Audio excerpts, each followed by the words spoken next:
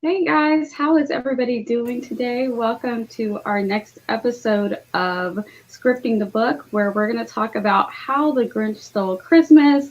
Laura has come as our guest today to guest host with us, all festive Resident and Grinch. yes, Only by it's the perfect. t-shirt. No other reason. Okay. No other reason. So, I'm gonna steal my own tree. I was going to say, did you steal the tree behind you or not? Pleading the fifth. All the poor who's in Whoville. All right, we're going to start and let my co-hosts introduce themselves. I've got my regular co-hosts are Ben Pick and Natalie. So Ben, you want to kick it off and we'll swing it around to our guest host Laura, and then I'll end it off. And the audio issues are fixed, but I'm a little bit delayed, so I'm going to try not to step on my co-hosts here. So if I do ahead of time, I apologize. Go ahead, Ben, take it away. Certainly. I am Ben Pick. Every Monday night at 7 p.m. Eastern Time, I have my own YouTube channel called Running to Write, where I give questionable writing advice through writing metaphors. I also have my latest book, the second in my Into the Void series, called Expanding Cracks, which is a young adult urban fantasy all about taking responsibility for our own actions, whether those are reconciling with friends or tearing apart the universe. And I'm also exactly. I'm also 1/3 of, in addition to scripting the book, I'm 1/3 of the self-publishing Tips and Tricks podcast with Shannon, SD Houston, and Morgan Lee. And Natalie. I'm Natalie Locke. You might see my son pop around at some point, but it happens. That's pretty much what happens on my channel. If he doesn't jump on my back, it's actually a good stream. But I just finished Flash Fiction Live yesterday, season finale, and then we'll my co-host and I, Chandra Author, will start back up in the new year again every Saturday at 8:30 a.m. Eastern Time, either on my channel or her channel. And we got some new things coming where we're gonna do one draft, but then editing one of the mini books. Hey, there's the kid. Editing of the mini books, flashes, not books, good God, that we wrote over the past year and 2 months. So, 247 flashes, but I'm going to try to get 3 more because, let's face it, kind of like running, you kind of like those round numbers. So I'm going to make it 250 so I can say I wrote 250 flashes in a year and 2 months. We're going to try. And so I'll get to that at some point. I don't know when. I got to get to it before the 26th. What else? And I have a Twitch channel where starting in the new year, instead of drafting live, I'll be editing flashes live on Twitch at 7 p.m. Eastern Sunday nights. So that's pretty much me. Genre hopping. All right. I'm Laura Nettles, same name as my channel, and I write all things spooky, and I have made lunch. So I just won the Rightish Jeopardy thing that just happened this morning. So that was fun. So I am a winner. I do have my crown, but yes. So Is Awesome. that crown also And borrowed? no, this is mine that I bought to wear at Disney World. Because I'm a princess, you know. I'm a queen. Yes. Totally And agree. there are still bobby pins attached from when it was in my hair, so it wouldn't fly off on roller coasters. I love that. And I'm Nia the Vixen of Fiction here on YouTube. You are on my channel. Thank you guys for coming to hang out with us. I love that we got to do this during the Christmas season, so it's like perfect timing. I got to ask my daughter, I was like, you want to watch this with me? She's like, yeah, let's do it. She was bored a couple nights, so it was perfect. So I tried to get her to watch the 1966 version, but I did get her to watch the I know.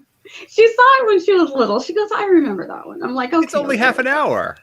I know. I know, like not much time. Like if you can watch an episode of like The Office or Rick and Morty or something like that, all of these other shows. I know, but I did rewatch it and I relived it and loved it. But it was late, so if we had to pick two to watch, yeah. So I got her watch the Jim Carrey one with me, and then we did watch the 2020 version with Benjamin Cumberbatch. Benedict.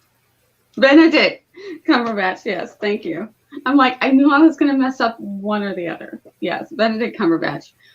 So we will talk about whichever ones everybody saw. So let's actually go through first. We'll say who saw the 1966 version, the old cartoon, the 2000 with Jim Carrey, and the 2020 with Benedict. The first 10 minutes. I've seen it. It's just been a while. Okay, gotcha. So we'll know as we discuss, we'll know where we all stand with each one. But before we start with any of the adaptations, horror one came out yesterday. Y'all, you know what? Ben put that in the thing, and I'm like, I don't know. And then you put it in, and I'm like, holy moly, y'all are trying to scare me. I watched the teaser for it. Mm-hmm. Yes, I'm like that. It's pretty. It's scary. Called The Mean One. So yeah, the terrifying one is what it could have been called. That looked horrifying. Yeah. And then last night I found a short film that was the Grinch horror, and so I watched that, and it was okay. It was like 5 minutes. I kind of want to see the movie with oh God, what's the actor's name? He plays Hopper in Stranger Things. Violent Nights. Yeah, Violent Nights. I was like, at first, I'm watching it, I'm like, God, this is dumb. But the more and more I see the teaser for it, I'm like, okay, I might give it a shot. Well, because it's Die Hard with Santa Claus. Yeah, that's what I was thinking the whole time. All right, so we're gonna start with talking about our thoughts on the book. But before we get into thoughts on the book, we have to do where we stood. We're gonna start with who was a dislike on the OG Grinch book. I stand in no judgment of your choices. Neutral, like, Ben is a like, a love. Sorry, it's just classic. I had the book for so long. Just I'll never not love it. Like I've been reading it to my son on repeat for a few weeks now, and I enjoy doing the voice. But I don't know if it's public domain. Otherwise, I will do it for the public domain reading. I don't think it's public domain. There's the Seuss estate that is very stranglehold. Oh yeah, I'm sure. So the Mean One, they can't say the word Grinch, so it's the Mean One. And whenever they want to say it, there's like somebody calling out for a Mr. Finch. So they found all these workarounds, and it's instead of Little Cindy Lou Who, it's like Cindy You Know Who, and instead of Whoville, it's Newville. So yeah. Yeah, they are very, very protective of that brand, and you can't blame them because I think that's actually smart. It's a children's brand, like it is. Yeah. I mean, it would be like taking I'm trying to think of something that was like Barney, though he was annoying. Well, there is Teletubbies also annoying, and then Bunny, yes, fine. Well, there's the Winnie the Pooh Blood and Honey movie that just came out as well. Yeah. Yeah, but Winnie the Pooh has officially lost its copyright, so you can do whatever you want with it now. Yeah, because Winnie the Pooh, but not Tigger yet. Just Winnie the Pooh. Not Tigger. Tigger? No, because Tigger was included in the House of Pooh corner. He's not public domain yet. Maybe that. Yeah, maybe it was like a year, time from that character. Yeah, we probably just a few years because I got like a box set and it's Winnie the Pooh. When We Were Six, the House on Pooh corner, and there's one other. Yeah, I forget the other one. There was 4, and Winnie the Pooh is in the House on Pooh corner. Yeah, I mean Tigger is. Yeah, Tigger and Eeyore are my favorites, so like it's gonna be on. I know as soon as they all hit, it's gonna be like everybody bouncing around like Tigger.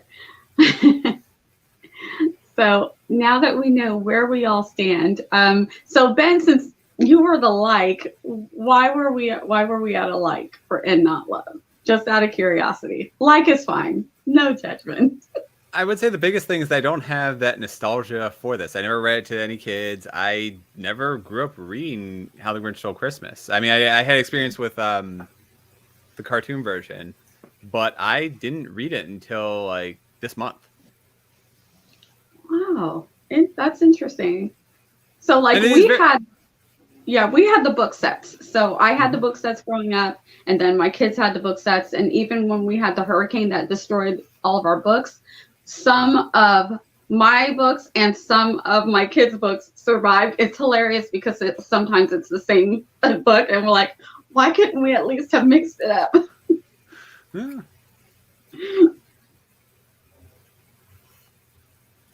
And Yeah. so, Natalie, you read it as a kid, and you've been reading it. Actually, not. I just grew up with the cartoon, but like, I won't go into the similarities. But I grew up with the cartoon, and now having my own kids, it's special.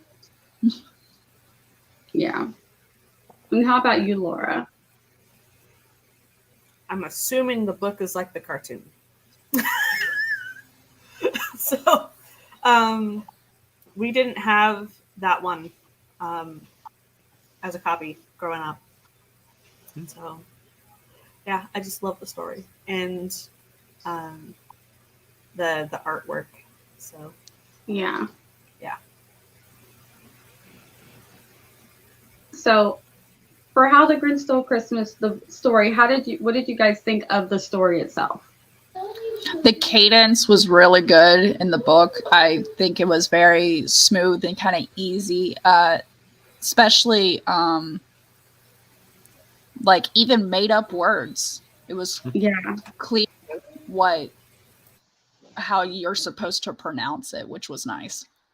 Yeah. Well, the one thing I was thinking, going back to the book, and then watching also the animated one again, is how masterful he was at made up words that you know what the word is. It doesn't even exist just by how he put it in each phrasing on, that's a game, that's a toy, and it's completely made up. And he throws it in with things that you do know, like lacrosse, which I didn't know lacrosse when I was a kid. I was like, what's that game?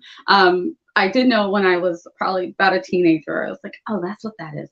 And croquet. So he'd throw in these made up words with a real word, but you still kind of like, as a kid, I felt like I know exactly what he's talking about. Like, I know it's completely made up, but that rhyming and just was fantastic.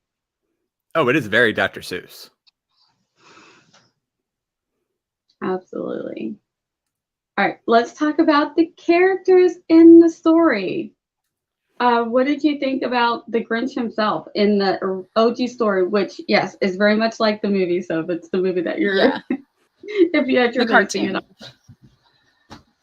Yeah, I'm going to say my favorite character, even through like the book and the cartoon, was definitely the dog.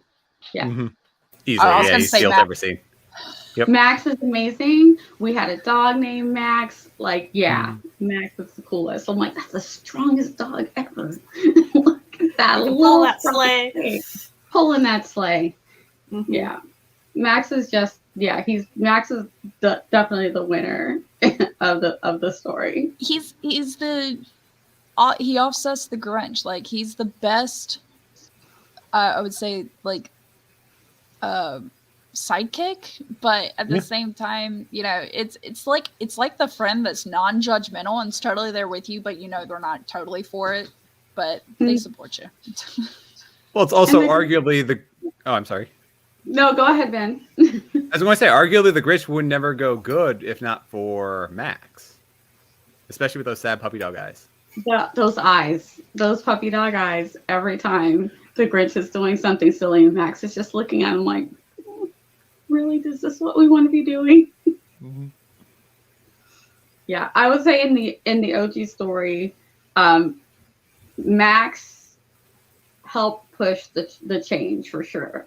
As we get into the other adaptations, we'll see that there are other factors. Max is still there, but in the OG book, it's just what the Grinch did and Max that made that change come about. Yep. Really, the only other character was Cindy Lou Who. Everybody else is kind of just background. Mm-hmm. Yep, just background noise. And what did you guys think about Cindy Lou in the book? I didn't know she was 2. I know. The book I'm like, was this like, is no, a baby. 2. And I'm like, what 2-year-old is like, hey, I need a cup of water? And like the full on, Santa Claus, why? Why are you taking my Christmas tree? Why? I've been reading this a has lot. got to be like 6 in people. Because Yeah. the Cindy read like a 6 or 7-year-old. I'm like, you're not getting out of bed. Yeah. I'm No. in a crib. What are you talking about? Yeah. 2-year-olds usually are going, Mom, Dad, hey, you And come they're to me. Maybe who's aged differently than humans. Yeah, True. that's what I'm taking it as. Cindy is a 6-year-old human, 2-year-old who. Mm-hmm. There we go. All right. I was actually thinking that because in the book, wait, we're talking about the characters, or can we? Okay. In the book, I did. Well, this is kind of about the characters. In the book, I was questioning how old everybody was, because in the book it said the Grinch had been hating Christmas for 53 years, and I'm like, well, at age 60, you kind of just let's say it was 60, or if he is exactly 53 years old and he actually hated it the whole time, because in the book we don't really know how he ended up where he was. Right. But I'm like, well, then how many generations have gone through in Whoville? And so maybe it is they age differently situation. Which is like odd the though, because he's like the boogeyman. Yeah. But and I was thinking like it's odd with 53 years if they age differently. Because technically Who's are believed to live on a snowflake, so they're really tiny, and usually the tinier the animal, the shorter the lifespan. Mm-hmm. And everything. This is what I do this is why books sometimes get me, and I'm like, fine, I'll suspend disbelief, but I need some explanations on the science and the philosophy, not the philosophy, this physics of the world, and stick to it, please. Have you guys seen the Halloween special? Halloween is Grinch Night? No. Oh, it's so good. Well, it's not as good as the Christmas one, but it has a special place in my heart. Like, the songs aren't nearly as good, but the animation gets creepy when they're in the paraphernalia wagon. But like, yeah, Cindy Lou Who's not there. It's an entire new group of Who's at the base of Mount Crumpet. And Interesting. So is this all like pre the Grinch change then? Would it be pre the Grinch? Okay, gotcha. Yeah. Yeah. It's Halloween and the wind is rumpling up the pond, making the creatures be loud, and which makes the creatures in the trees be loud, and the Grinch is like, it's so noisy! I'm gonna go take it out on the Who's! I do have this note. So on one of the pages, it's saying that the reason the Grinch hates Christmas is because of noise, and then on the very next page, it's one of the Who's just banging this drum. And I will say that in that instance, his anger and annoyance is justified. So going back a few years, one of the other uncles gave my nephew a toy drum for Christmas. And yeah, his mom was glaring daggers at him the entire day. As a parent, do not get me that little balls popping mower push thing. Yeah. Don't get that. No drums. No, like, there better be a volume control on electronics. Random musical push the button and whole musical things play, but every button you push, more musical things play. It's like, no. Mm-hmm. Yes. My sister and my mom used to laugh when they give my kids musical toys. I'm like, this one's staying here. They're like, oh no, it's I will ban you from the holidays. I will. We will not spend it together. I will search every single box that is sent to the house. Don't play with me. Oh yeah. those noise toys. Like you could, there are times when you could sympathize with the Grinch. Like sometimes you do go, like when you're just wanting to go get something done and you walk in to the mall or something and everything is super festive. People are singing and they're stopping you from like getting to where you need to be. But then you got to think, it's this season. It's only once a year. That's getting extended out longer and longer, but it's only once a year. So you just got to kind of roll with it. Don't be a Grinch. And I think that's why they say don't be a Grinch or a Scrooge, same thing, you know.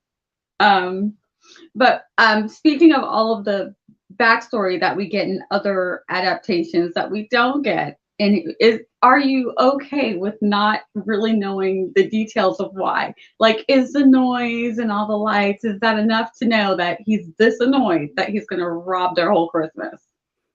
Because for me, as a kid, I was fine with it. I say as an adult, but why?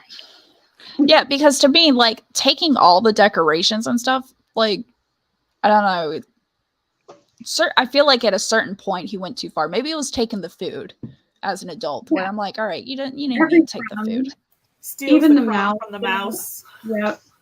Every little crumb. No. So he didn't steal the mouse except in the Jim Carrey version. Yeah. Noticing difference. It was in the cartoon he even takes the crumb. Yeah, the crumb. But from the in mouse. the book, it's only the only thing he leaves is the crumb. That's too small for the mouse. Okay. So little differences, but yeah. But it's like, why would you do that? Even the mouse can't have anything either. Like nobody can have anything. So yeah. As a kid, I was like, oh yeah, he's just bad. But as you get older, you're like, that's kind of extreme, dude. Like, what is really going on? So anybody else, what do you think about the backstory? How much backstory do we really need for like a Dr. Seuss kids book, which is what, 20 pages tops? Right. There's only so much you can throw in there. Yeah. Anybody's kid miss it? Or you didn't read it as a kid. You saw the movie as a kid. Did your kid ever wonder, but why is he so mean? Nope. No. Nope. Me either. I think he's at 5 right now. He just likes that I do the voices for him. Yeah. He'll get all more introspective as he gets older. Like I loved the creepy expressions of the Grinch. It was like my favorite part. The wide grin. Mm-hmm. Yes, that curls all up in the whole face. Yeah. Mm-hmm. Fantastic. So, since the movie is so similar, the original animation from 1966, what did everybody think of how they made the book basically come to life in this original adaptation? It's Boris Karloff, like perfection. Yes. Thank you, Boris The Karloff. voice was like perfect. The additional information, such as adding the specific toys versus the book just said the noise, and they actually added the toys, and then the overlap between what the narrator says going into what the Grinch says. And my child needs me.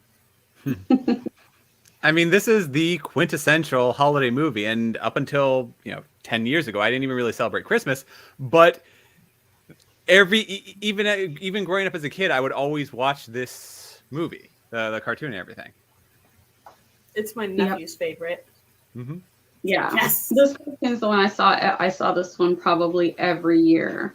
There are a couple that I could say it seemed like, because I'm old enough that networks used to determine what we got to see. We didn't get to pick from cable very much. Like cable was around when I was little, but you had to have cable, and we were also very limited on how much cable.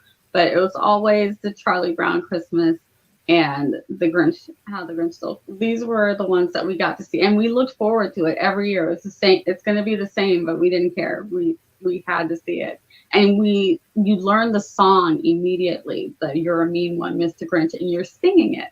And you're all of Ravencroft, like you see, like I knew every word as a kid. I don't now. I'm like, oh yeah. He was a what?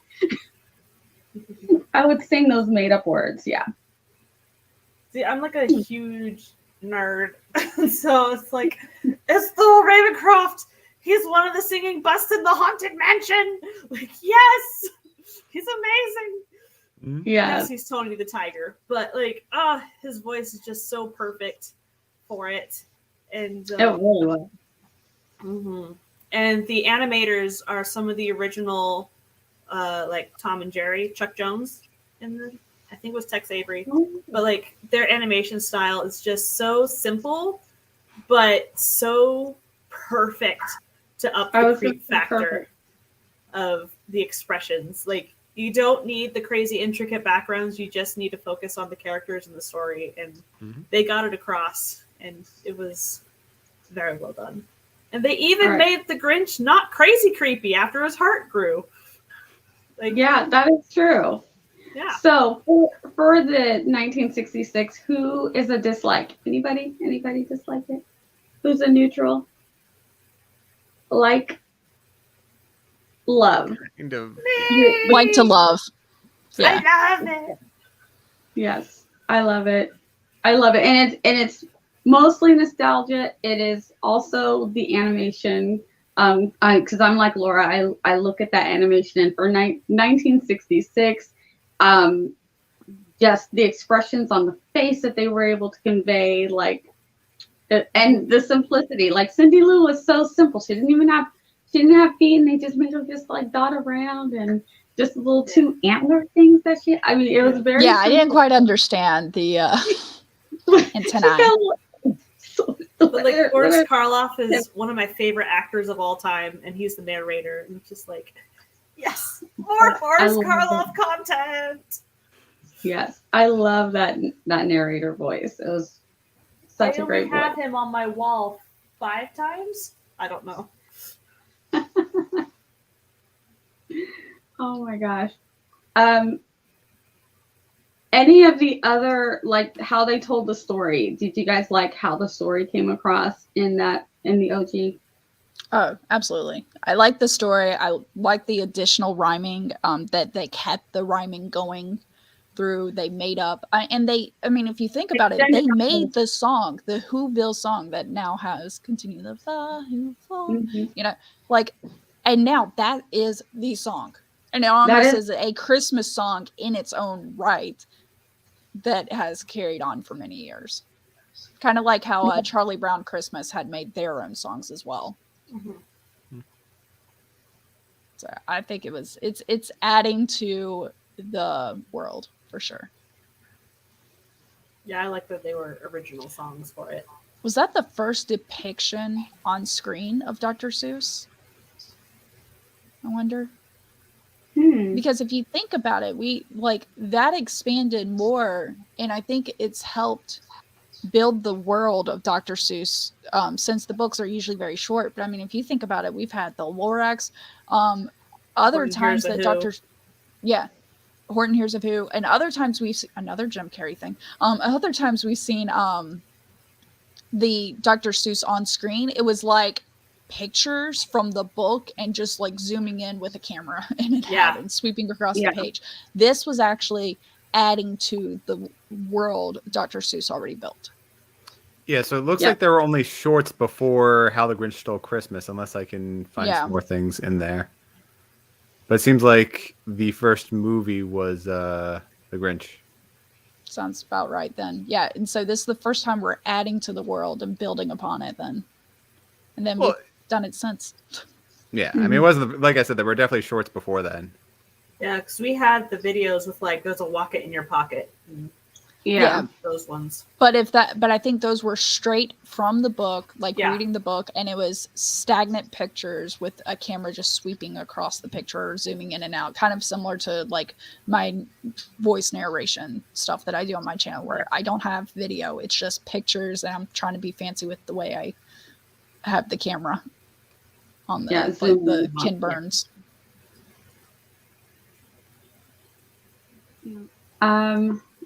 What are the other things?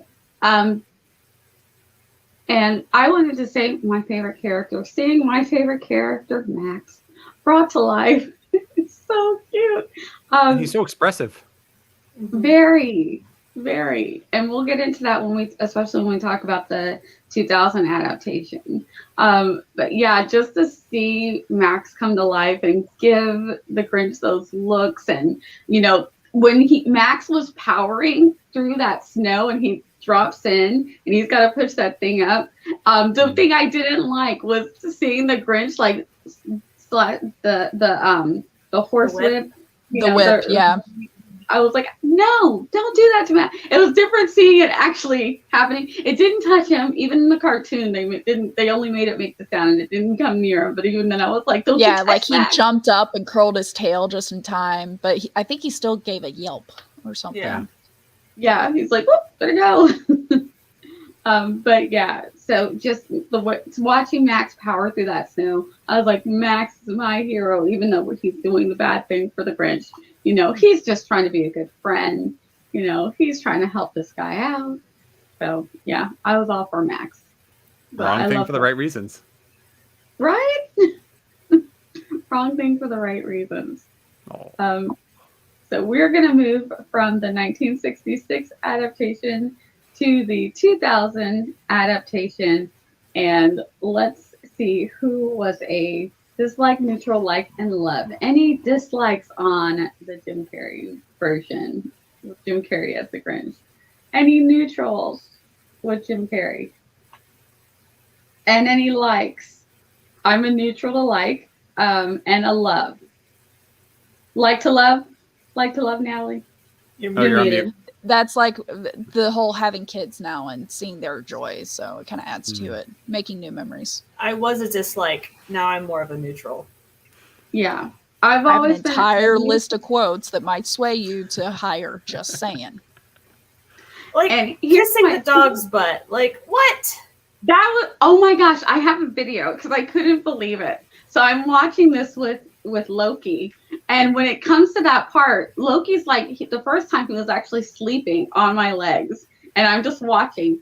And when that part happens, and then Max does the yelping thing and then like scoots across the ground, Loki jumps up and starts growling. Loki did not like that part at all. And I thought, is he really reacting to this? So then Loki's just like looking. So I picked up my camera and rewound it. And sure enough, he did not like that part. I'm like, you tell him, Loki, don't mess with don't drag your butt across the carpet.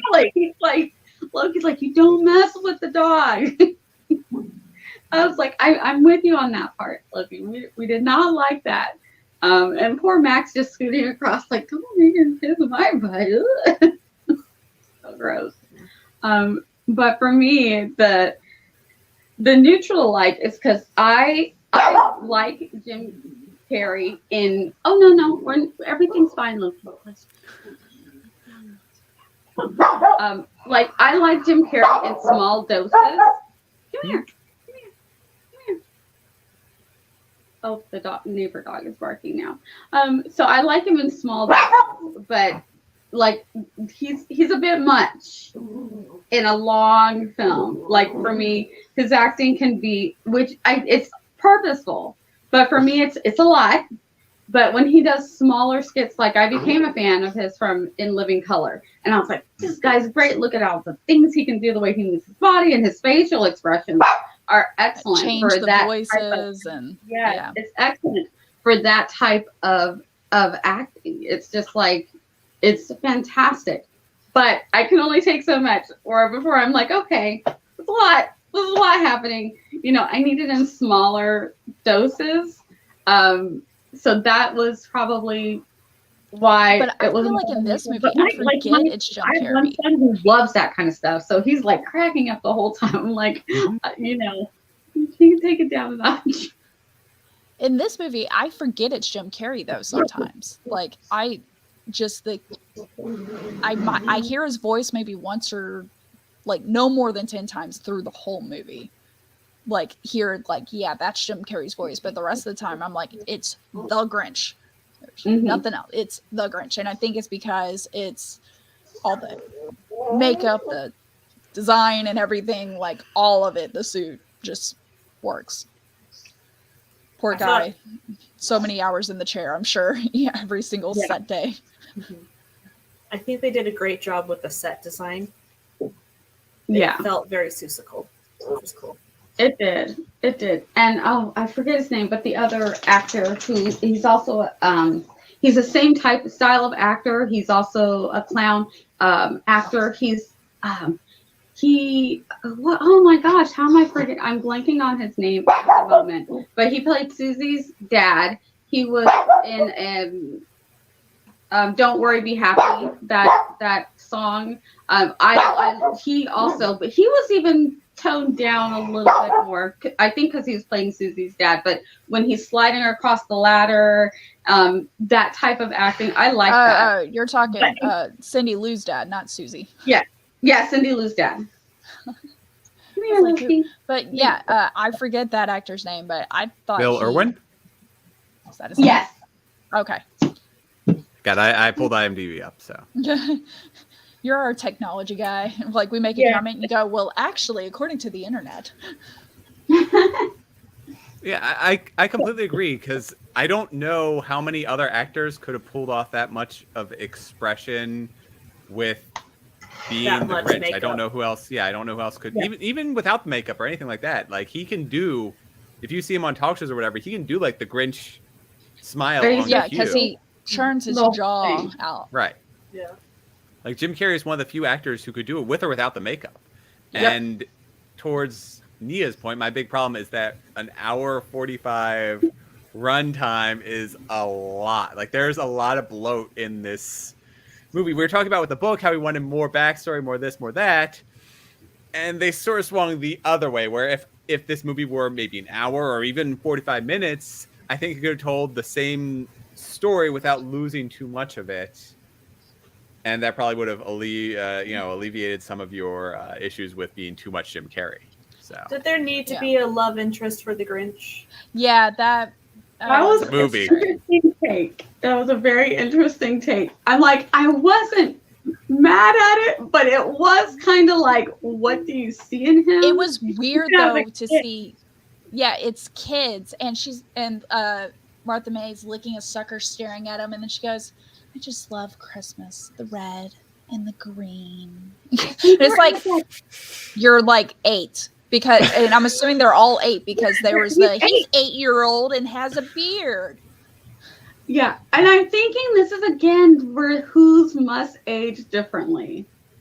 If Cindy Lou was 2 years old and they're 8 years old and acting like they're in high school, I think they played into the whose are not quite the same as us. Child Grinch could actually pass for 8. I would just think like a little chubby 8-year-old. Whereas Martha May, young one, she was like 13 or something. And the Mayor Mayhew or whatever, he looks like he could have been 10 and stuff. Like, I'm just saying, it's maybe it's a one-room classroom with all the grades together. Could be. Maybe. But yeah, I'm going to go, like, my mind has told me that who's just aged different. Yeah, and that's why the physics were going on. Yeah, and look at how the babies were delivered anyway. So I'm like, okay, the Grinch was probably supposed to go to this other snowflake, maybe to a clump of mud. I don't know where the Grinch was supposed to go to, where he wants to eat the glass instead of eating the treat. So. But the one baby that was delivered looked like the wife's boss. Yes. Hey, honey, our baby here looks like your boss. And then Cindy Lou was like, oh, that's how it passed over a kid's head, but the parents are like. I hate saying this, but this is like a gritty reboot of the classic How the Grinch Stole Christmas. Yeah. There was some cringe moments now watching as an adult. Mm-hmm. This one, like when they're going down the sled, and Cindy Lou Who asks the Grinch, "Hey, are you okay?" And he goes, "Are you kidding? The sun is bright and the powder is bitchin'." And I'm like, I know this. Is this? Can we say that? No.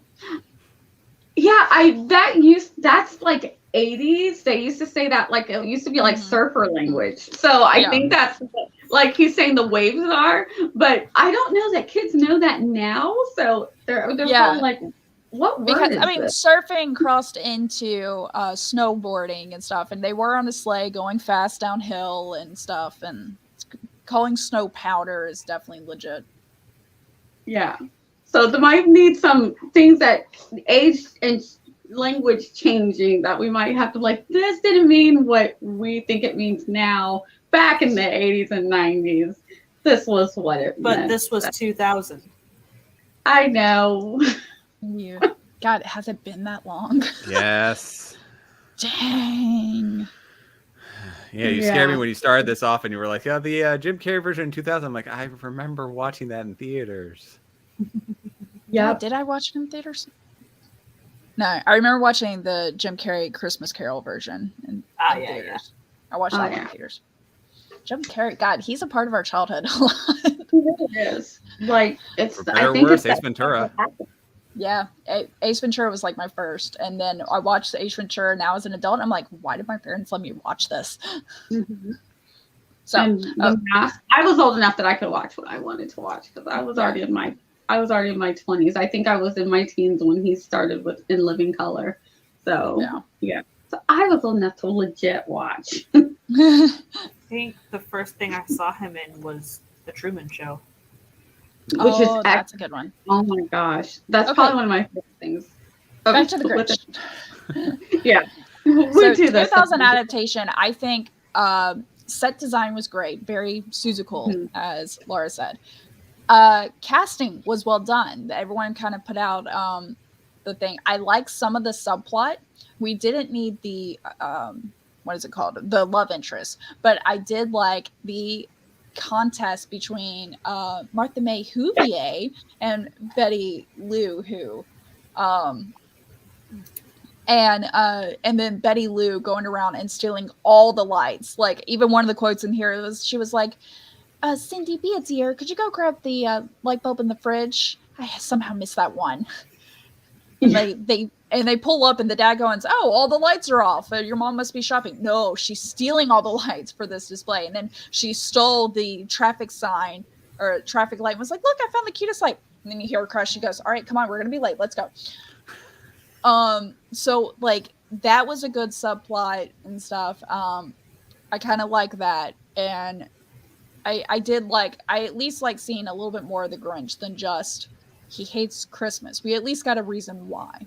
Mm-hmm. We got a reason why, which was he got kids are bullies and he got made fun of not only for shaving, but apparently the gift, which by the way, for an 8-year-old, that was a beautiful gift. Mm-hmm. Like for the metal work and putting the jewels in there, that was gorgeous. I wouldn't mind. If my kid brought me that, I'd be like, I'm saving this forever. It's going on top of our tree. Bravo. Just, I would be upset if he stole all of our silverware to make it. Yeah. And broke up my jewelry. What a beautiful family heirloom. Okay. But all that aside, I think it fit. It worked. Everything. Yeah. One of the things that I really kind of appreciated, I really liked the set, and even though at times it did seem a little bit close, it felt real. Like if I was a kid, I would definitely want to be in that. I love how they made even tinier and tinier Who's. So there was a Who small enough to be in trombone, and then even smaller Who's than that. So I just thought that was fun. That was a nod to the cartoon where they had like the Waiter Who, and then a smaller Waiter Who and stuff like that too. And end up giving an apple. Yeah, it was a strawberry and everything, but they kept on going smaller and smaller, and that's been done also. Sorry, hit the mic. That's been done also in going smaller and smaller in The Cat in the Hat with Thing 1 and Thing 2. Then they started having the other things, and I think it was like A through Z is what they ended up having. Mm-hmm. Yep. And one of the I knew I should have wrote that. I had another thought. I didn't write it down, but if I remember it, I'll definitely get back to it. But once again, my favorite character Max. The main Max was played by a dog named Kelly, who actually lived to be like 30 years old. So I was happy to read that Kelly That's had a so nice, great. long life. Because I'm like 2000, Kelly's probably not with us anymore. But just knowing that Kelly had a very long life, and there were a few other dogs that that played other parts, but this Kelly looked like Yes, they did great with the casting. I'm like, how did they find this dog? And she's like, she's a mix, like she's a terrier mix with a few things. I'm like, she was perfect. Yeah, And they think about doing an animatronic dog because they needed a dog who could do the expressions. And Kelly could understand what they were saying, what they wanted, and do the expressions. I was like, oh. That was awesome. I mean, I think the only CGI they did was her eyes. After Mayor Mayhew kissed her butt. Yeah. And everything. That was the only CGI, but that's fine. That's fine. But yeah, no, they did great. I was wondering if they grabbed a dog and then spray painted the dog or colored the dog, dyed some of the fur to look a little bit closer or something like that. But yeah. Bravo, Kelly. Yeah, Kelly. She was great. Anybody else thoughts on 2000 adaptation? Nobody wants your thoughts. We know what you thought about the butt kissing. We didn't like that. Yeah. I can like go that. through. I was going to say, Ben, when you're done, I can go through my quotes now, or we can save that for the end if we got time. I was just going to say that I like the whimsy that the 2000 version carried with it, even though it was a bit grimmer and a bit darker and a bit more serious, and there were a lot more subplots. It still kind of carried that Doctor Who core. Dr. Seuss. Yes, Dr. Dr. Seuss. Seuss. Sorry. We're going to do this all. Doctor Who. Oops. Half mixing names. It's fine. Yes, Dr. Seuss. If they cast a Who for Doctor Who, that would be very interesting. Or what if Doctor Who was actually Dr. Seuss, and that's how everything lives on? Oh, yeah. Okay. I love crossing, not genres, crossing fandoms. There we go. Make them all connected.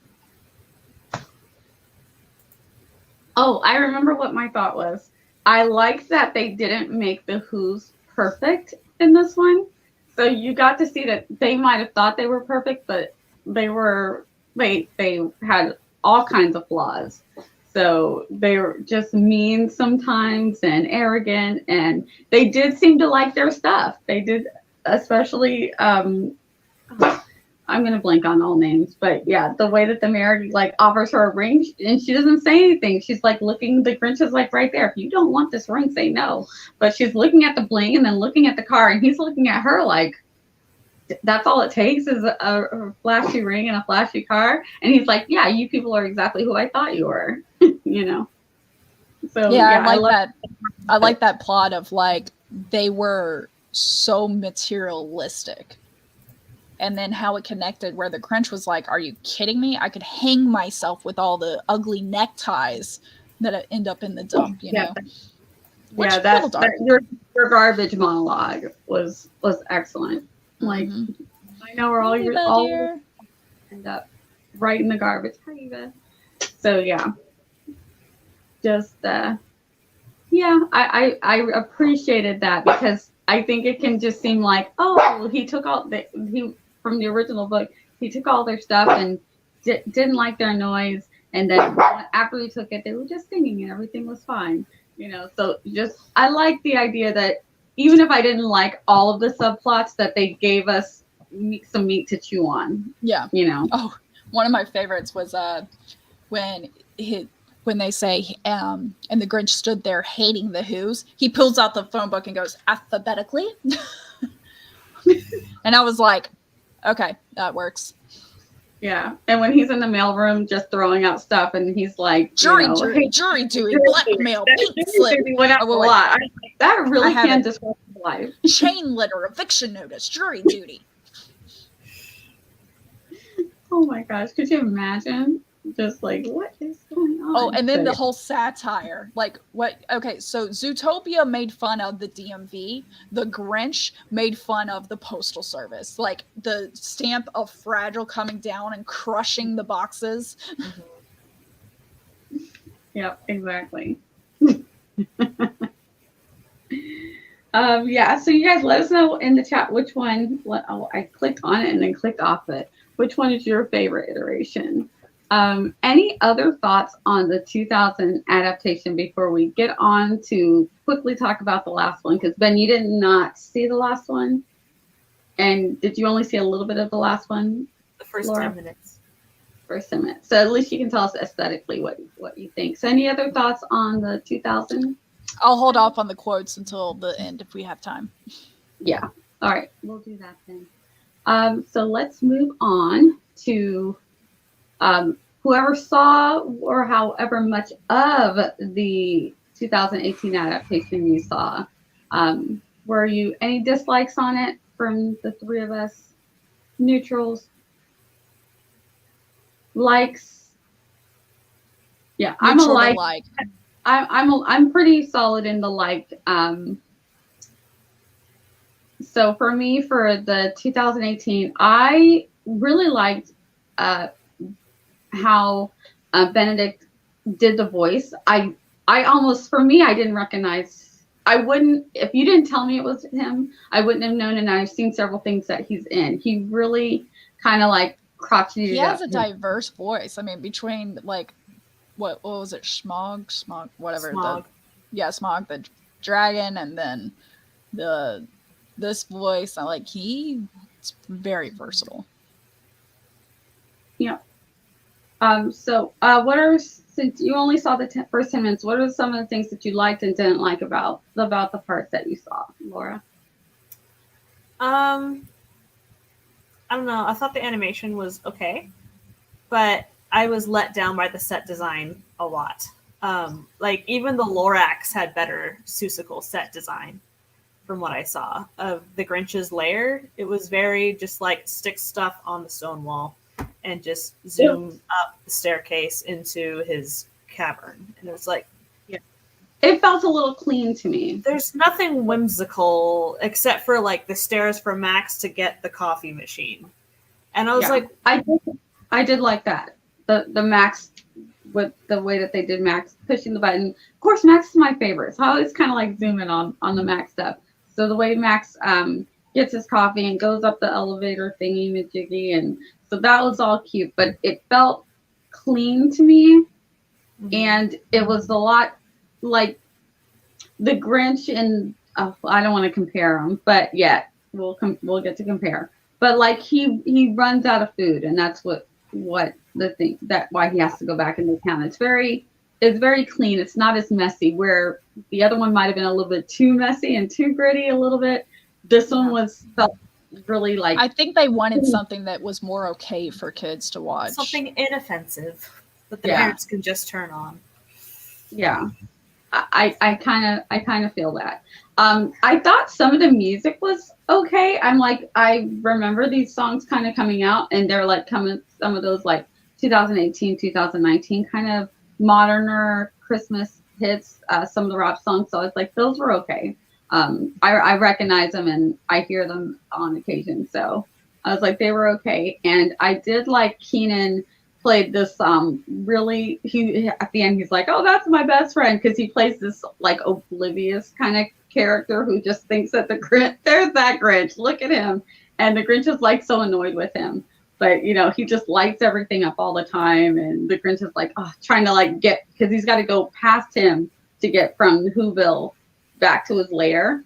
So he's like trying to hide from him because he doesn't want this guy to see him, because this guy's gonna accost him and like hug him and, you know, do all this. So I thought that there were some cute additions to let you get a feel for Whoville, but they were also too nice. They were too nice. Where you know what I mean? Like oh, look, the Who was perfect. We need flaws. Yeah. It was also a little jarring to hear modern human Christmas music in Whoville. Mm-hmm. Like with the radio, it's 12 Days of Christmas and like all these other songs, and then the choir that's like following him around are singing God Rest You Merry Gentlemen. And I was like, so Christ is canon in Whoville? Yeah, that Wait, was what? a little odd. That did stand out to me when I heard it. I was like, wait. that's an odd choice. Okay. So I don't know your religious backgrounds, Who's, but okay. I assumed Christmas was like a Yule thing, and now it's like, remember Christ our Savior. And I was like, it was funny though, but yeah, the song was like not matching with the Falua, whatever they say.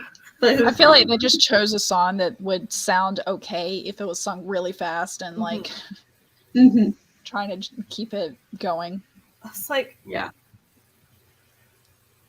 Oh, okay. I guess Who's consent. Choices were made.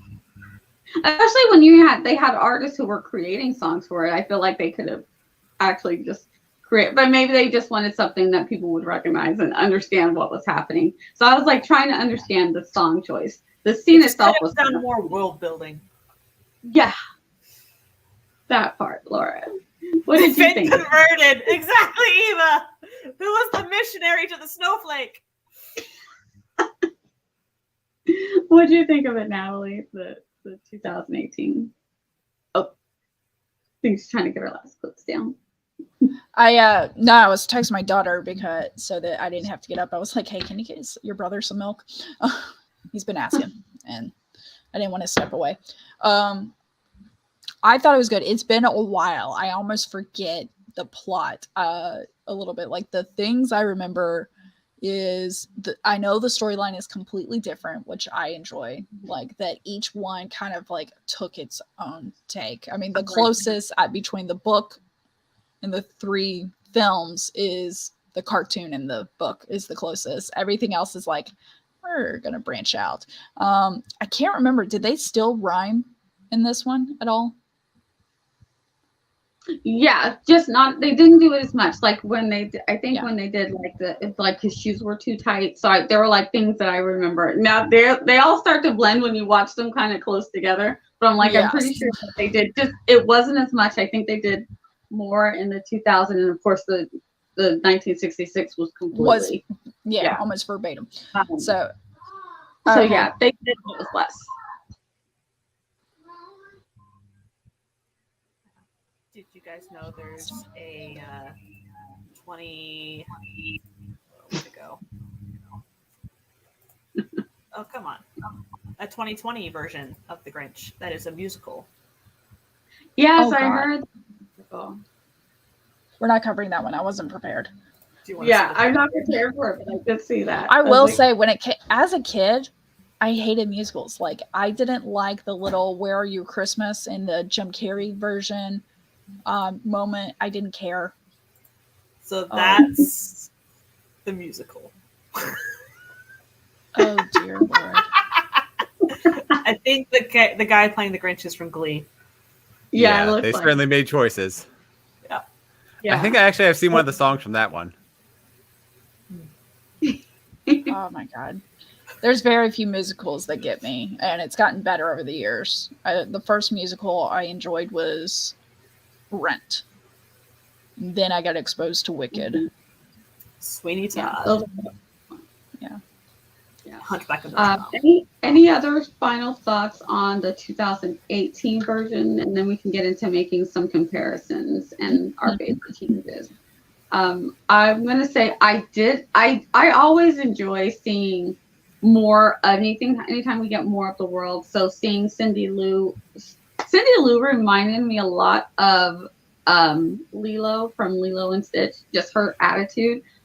I don't know why, but when I saw her, that's just who she reminds me of. If you want to kind of get an idea for those who haven't seen, she's got more attitude. She's got this friend group that she's recruiting, and I do appreciate the backstory because she's got a single mom who babysits her twin nephews. So it's a little bit more backstory, and you get some more depth into why Christmas is important to Cindy Lou. She just wants an easier life for her mom. So there's some, they go into some things that I think a lot of kids today might be able to relate to having a mom who works all night and then has to work all day just to take care of her, but it was all very positive. Cindy Lou's mom, even though she struggles, it was very, very happy, can't let More Cindy kid love. friendly.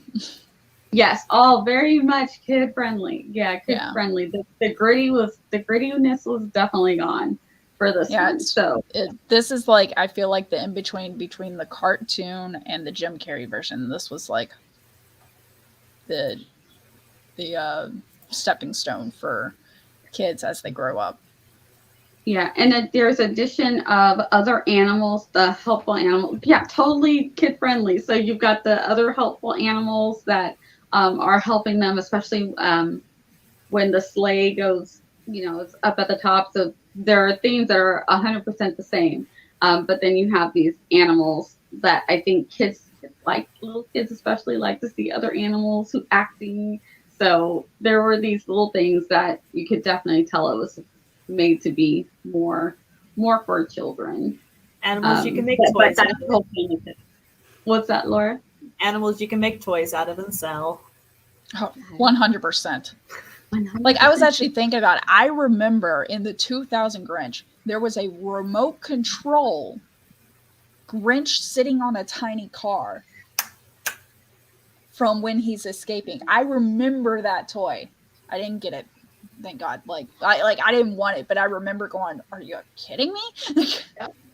And from this one, you not only can get yourself a Max, you can get a nice, cute, chunky moose. You can get yourself a very loud, squeaking goat that screams, a screaming goat. Like the other animals, they are cute. But you can tell that what are these here for? They aren't in the story at all, but they're here now. Mm-hmm. So yeah, got to be the new Minions. All the Minion toys. So yes, so let's go into. Do you want to do quotes, and then we'll do a few quotes. How much time? Yeah, we can do quotes for maybe a couple minutes, 2 to 5 minutes, and then I can go through these real quick. I only got quotes from the Jim Carrey version, but I liked how they changed. Instead of fearmongers, it's cheermongers. Was a great one. And then, oh my God, when they had Cindy Lou Who go, "Doesn't it seem surplus?" I'm like, "How old are you?" And then he's like, when they were going, "The Grinch," and he goes, "What do you want?" "Oh, the Grinch." "Oh no." And then when the brothers come down and they're like, they weren't playing on the mountain. He's like, "Oh no. They were on the mountain, playing with matches, defacing public property." They're like, "Oh, okay." I'm like, are you kidding me? Let's work with our hierarchy here. And then, of course, the jury duty one. And then when Max bites the Grinch, he goes, "That's not a chew toy. Get that out of your mouth. You have no idea where it's been." Then when they're about to go to Mount Crumpet, the Grinch goes, "Fleas before beauty." Yeah. And then, "What is one man's toxic sludge is another man's potpourri." Woof, woof. I don't know. It's some kind of soup. And then she'll be scarred for life if we're lucky. Get the stick. Ha! There is no stick. I'm smarter. "If you utter so much as one syllable, I'll hunt you down and gut you like a fish." The echo scene. How are you? I asked you first. Oh, that's really mature. Saying exactly what I say. Repeats that. "I'm an idiot. You're an idiot." "Okay, I'm just gonna whisper so that by the time the sound gets back to me, I can't hear it. You're an idiot." And then, "Am I just eating because I'm bored?"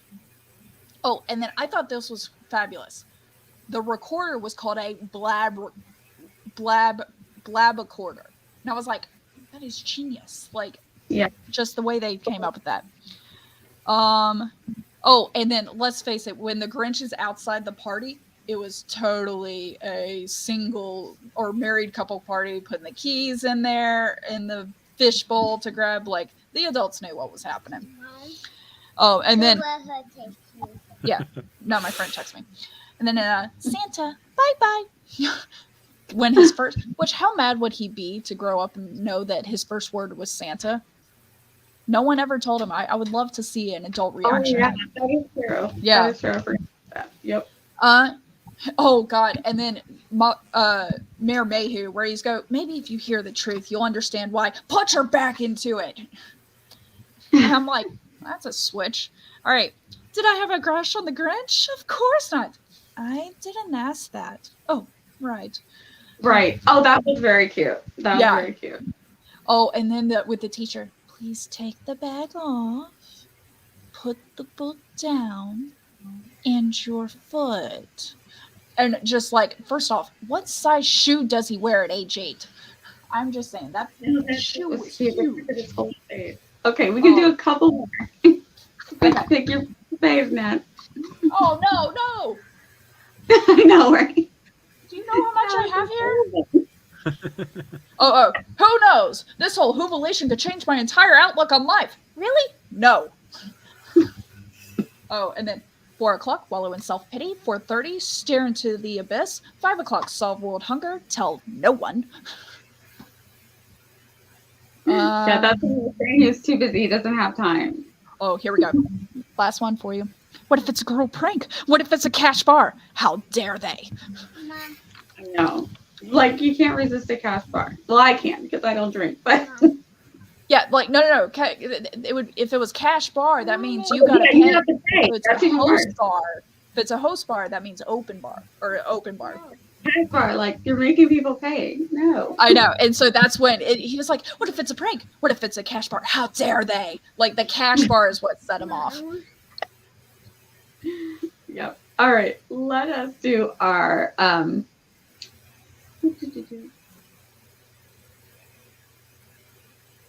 let me find them. Best and worst changes. I'm gonna kick it off. Max never needs to change. Max is amazing throughout them all. The best changes, I think, is always when you get to know a little bit of backstory, whether you like them or not. Some backstories I like better than others. Like with the 2000 version, I like the backstory of how the Who's get the babies and why nobody noticed that the Grinch was a little different. That he just arrived. So I thought that was cute. Of course, I didn't feel like the love triangle love interesting was necessary. So that one, not necessary. And again, with the Benedict Cumberbatch version, I liked the other characters just knowing more about who Bill was. It's always interesting. So those are tend to be my favorite changes. Is when you give us a little bit more meat to chew on. Anybody else? Best and worst changes? Best change for the 1966 versus the book would be Max's expressions. I mean, just seeing that dog come alive really sold it for me in terms of the Grinch's turn. And it was nice to see more of the town. The songs obviously brought everything Seussian to life, which was wonderful. Moving ahead forward to the 2000 version, I mean, the worst change is just, like I said, the hour, 45-minute runtime. There's easily half of that. The side plots could have been cut out, and it wouldn't have changed a whole lot. And I don't have any specific details from the 2000 version, which could be cut. Like what you mentioned, the romance plot is one thing that could definitely have been cut out. There's a lot of other scenes where Jim Carrey's just kind of showing off, which is great, and it is wonderful to see him as the Grinch, but we didn't need quite as many of them as there were. Mm-hmm. Yeah, one I'm reminded of. And when Cindy Lou sneaks up to go see him, and he goes, "That's the whole shirt ripping." I'm like, that's a lot. Jim, Mr. Grinch, that's a lot. You're doing a lot. So as good as he is, there were times when it was like, that's a bit too much. Laura, Anybody else have changes? what's our last? So I really enjoyed the addition of the music in the 66 version. They are Christmas staples for me. I love them so much. They are classy and timeless. I don't know, like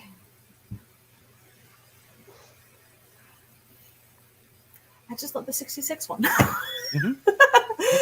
The Jim Carrey one, I don't hate anymore. Like vehemently hate, but it's I don't know, like the world, they did a good job of making the world seem lived in. And giving the Who's some a character arc a little bit of bullies to, like, I don't know, but that switch at the end was pretty darn fast and like, I'm proud of my daughter. It's like, okay, but like the rest of the Who's, like, why are you changing too? I'm very confused. But like, I don't know. Like they had intent there, giving the Who's an arc, which was cool. Execution shaky, but yeah. From what I saw from the Illumination one, going down just because he's out of food because he was emotional eating. Like, That was funny. it's like, okay. But He seemed more like a bachelor and less of a Grinch. So it seemed like they were making him too relatable. He wasn't more of a villain. Yeah, it's like if you try to make Eeyore a villain, you can't. Like for the Benedict Cumberbatch one. yeah. I know. So the changes I enjoyed was definitely adding to the world in the 66 version, adding the music and everything, and then adding and even some of the made up words and kind of going through that trend board, and then adding to the backstory. And I will say the Who's themselves actually got a little bit of a boost. It was like during the Whovelation when the Grinch became the Cheermeister, they kind of changed their mind because there was that back and forth between Cindy Lou Who and Mayor Mayhew, and they're like, but the Book of Who says this and this, and oh yeah, what page? So moment when an 8-year-old shows you up. So She's 2. yeah, well, not in the Grinch version, unless she is supposed to be 2. Then I don't know. They don't send her to school, but she is wearing the same outfit when she's interviewing that Martha Mayhew was wearing in the school and the other girls and everything. And then I do want to just do 2 more quotes. Ooh, that's it. I'm not going. And cute. Yeah, I mean, come on. That's like the most famous one. Especially, it's mostly the movements with it. And then cute kid, bad judge of character. Yeah, very accurate. Oh, and then here was my dad's favorite. Are you 2 still living? When the old ladies are coming up, and it's like it's a family reunion. So, okay, now I'm done. All right, let's go ahead and give our final thoughts. For me, my final thoughts is any one of these is probably worth watching at least once, just so you can see what it's all about. There aren't any of them that I would say don't give them a try. For me, and they're all very, very different. Every adaptation is very different, so you'll get something different from each one, and I think you'll probably find a favorite. The Grinch style might not be your style of holiday viewing, but I feel like each one of them is worth seeing at least once, giving them a shot. Yeah, I agree completely. And I already mentioned this before, but the 1966 version is like the quintessential Christmas movie. So I agree that you can watch all of them, but it's just so bite-sized. It contains all the heart of Dr. Seuss. It is. I'm struggling to think of a more Christmassy movie that you can get in such a bite-sized dose. Yeah, what, 25 minutes? Mm-hmm. Besides Charlie And Brown Christmas. It is the book. Yeah, it is the book with the addition of the music. Like, that is it. My turn. Yep, sure. Okay, sorry. I had to run because my son went to his room and he did a second scream, which sounded more like a I'm in pain scream, not like I'm upset and pissed off scream. So I had this like mental image of like a dresser or a bookcase. No, he's fine. He just laying there looking at me going, and I'm like, you're fine. I'll be back. Okay. Yeah, I think any of these great Christmas. I always vote books, just especially for the kids, so they don't grow up like me where I hated books until I could choose my own, and everything. So I vote with the books, but I think it's good. And then just be mindful, because even though we have these children's movies, there's always going to be this, because I feel like Cat in the Hat did it when that was made. There's these moments that are a little bit adult, and the Grinch Jim Carrey version did it. At least the Benedict Cumberbatch version was a little bit nicer. And yes, Die Hard is a Christmas movie. It is. But it's not for children. No, not at all. Laura, your final thoughts on the Grinch?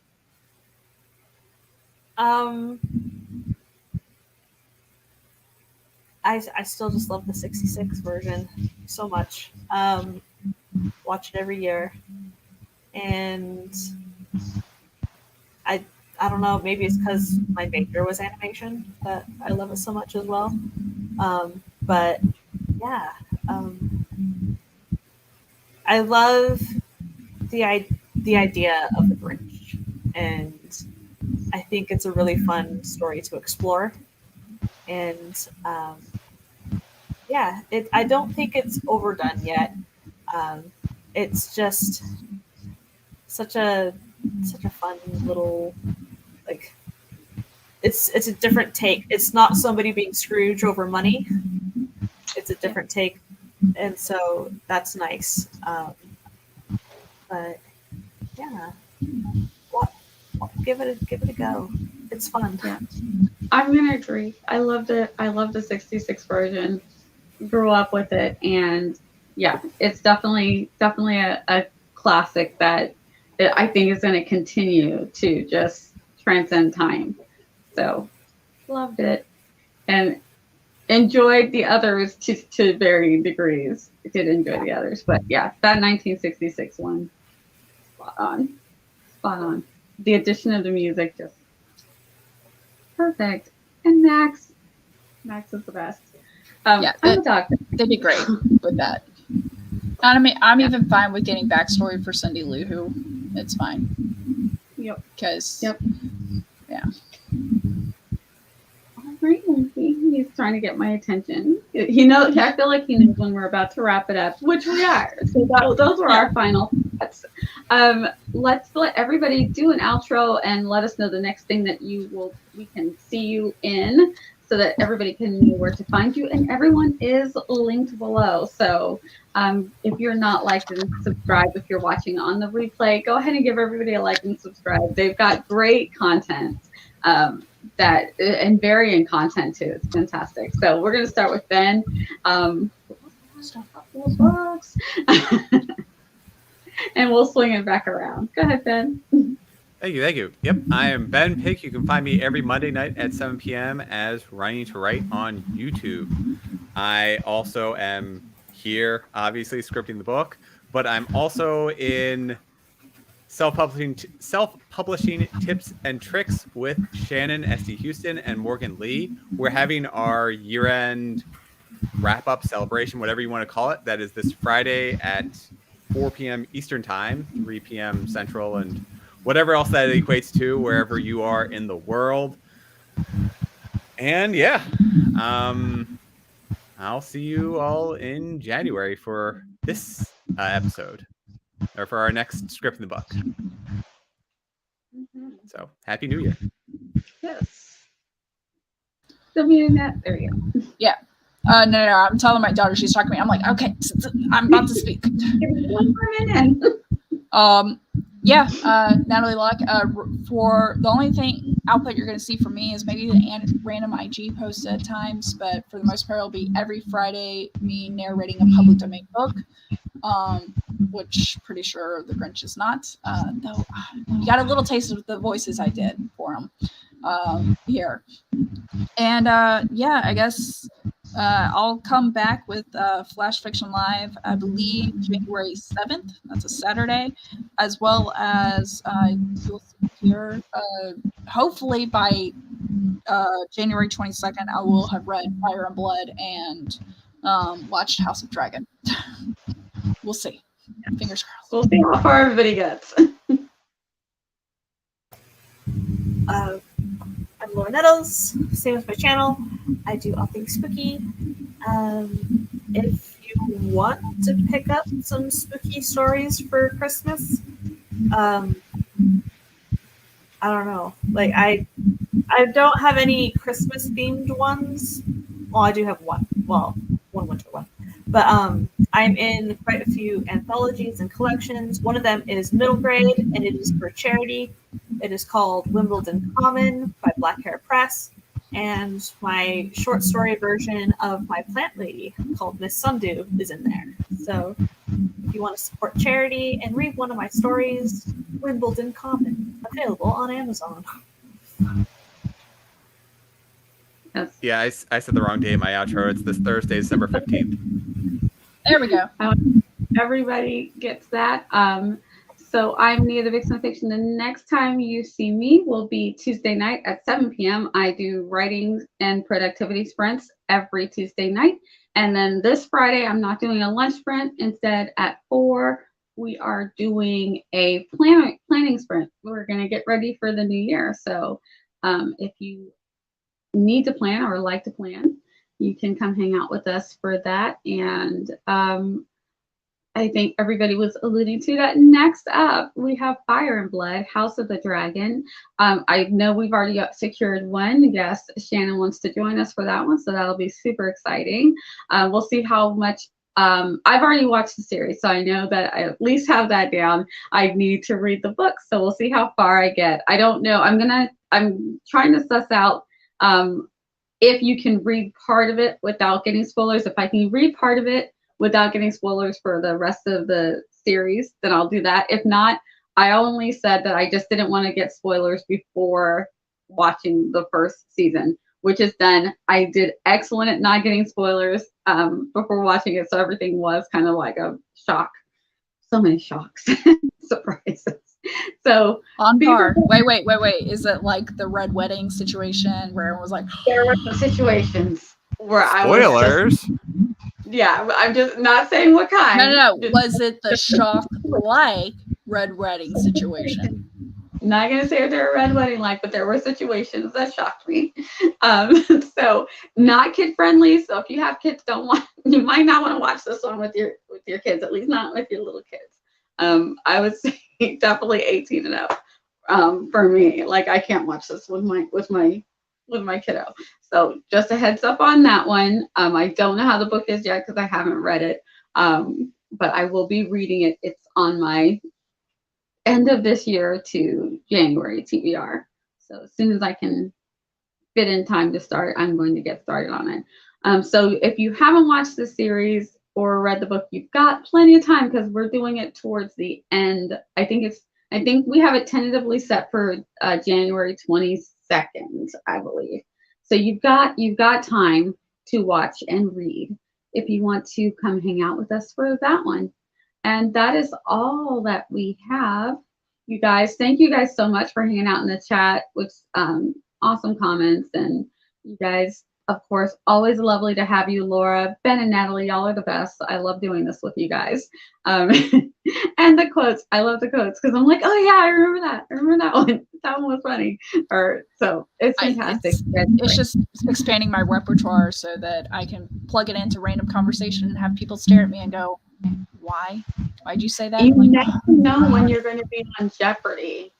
Like I'm still mad that I got those backwards from your quiz yesterday with the heart. The heart was 2 sizes too small but grew 3 times. I'm like, I just watched this and all I could remember was that it grew 3 times bigger. So I was like, was it also 3 too small? Because then when you say it in your head, it could be 3 or it could be 2. And I was like, darn you, it was 2 sizes too small, grew 3 times as big. It's like, So you never know when these random tidbits of information are going to be very useful to you when you're in a trivia or in a bingo, or not a bingo, but maybe in a Jeopardy or something like that. You never know. So thank you guys so much. It's always a great time. We are going to close out and let everybody say